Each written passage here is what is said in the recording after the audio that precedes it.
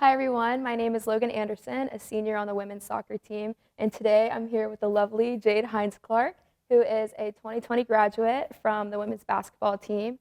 She was a double major in sociology and leadership and currently wears many hats, working in suicide prevention, mental health, and is also a leadership and growth coach. So I'm so excited to be here with her. I'm personally really close to her, but I'm so excited that you guys get to learn a little bit more about Jaide.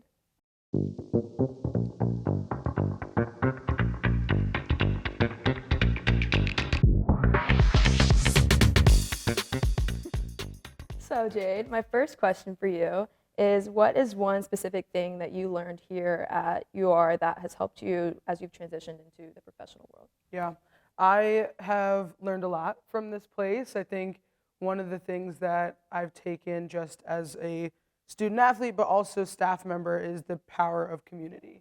I think being here at UR gave me a really strong sense of what community meant, what it meant to be a part of something bigger than yourself. And so, whatever I'm doing, I really care about, what it looks like right now, but what it's going to look like 5 years from now. How can I continue to be a part of something, that a community is also a part of beyond myself?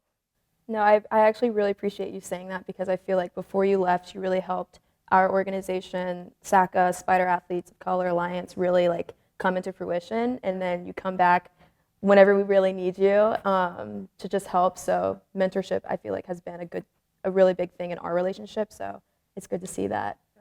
As an accomplished graduate of the University of Richmond, how do you make sure you pass it on to the next generation? Yeah, that's really important to me. Like I mentioned, even again, I always want to see things through. I always want to know what the impact or the larger purpose, I guess, is. And so right now, I'm actually an assistant basketball coach for Clover Hill girls basketball, which I never thought that I was going to be an assistant coach. And that's been something that's been really awesome to continue to support athletes. I think, knowing how important it was for me to have role models or folks that were mentors is something that I want to be a part of now. So I go to practice, my athletes get super excited to see me, and I think that kind of is a signal that I am exactly where I'm supposed to be. And I think, too, being involved, coming back here, getting to spend time with current Spider athletes, I really think that this place and the people that poured into me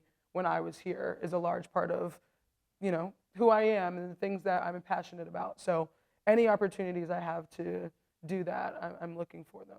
Well, that's awesome. Is there anyone in particular that you could spotlight that's maybe still here, maybe isn't here anymore, that really helped you? Yeah, that's a great one. Again, obviously, as a former staff, Lauren Wicklund comes to mind immediately. And not only just, with her when I was here being my supervisor, but also, like, I remember Lauren being really impactful as a student athlete.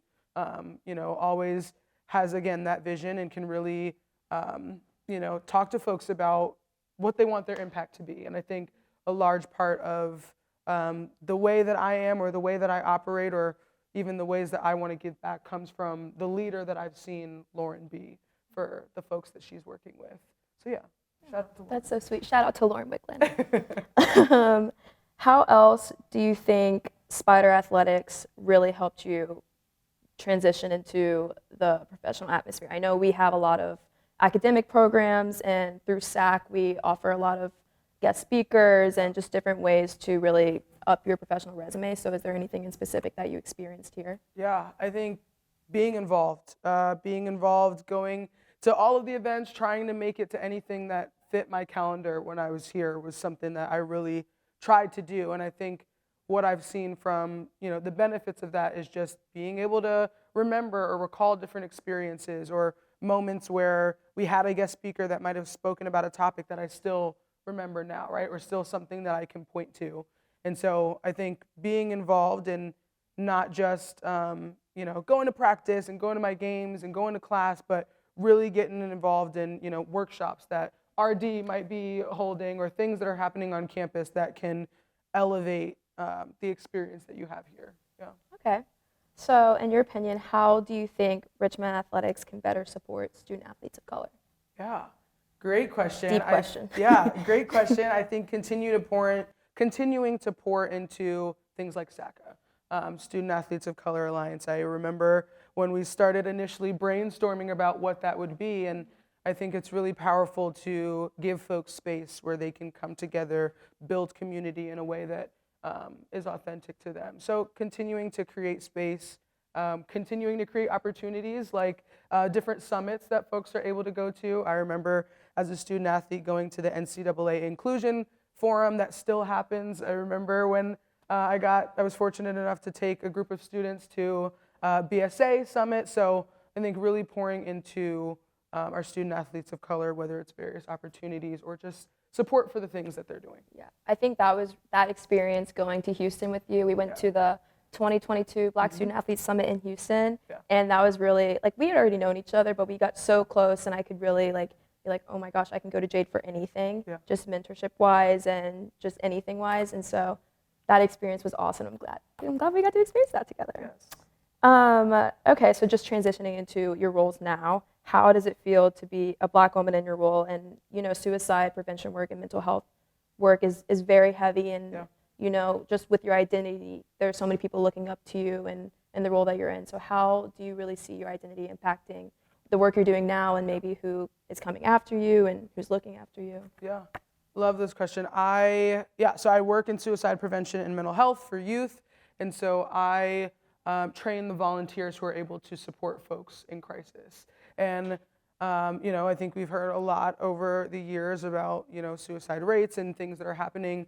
And it's really important to me to be in that space. I didn't know how passionate I was about crisis work until I started working for Trevor, and, you know, here I am now. And I think the way that I show up is just showing up, like being my authentic self, showing up with all of my identities and being proud of them.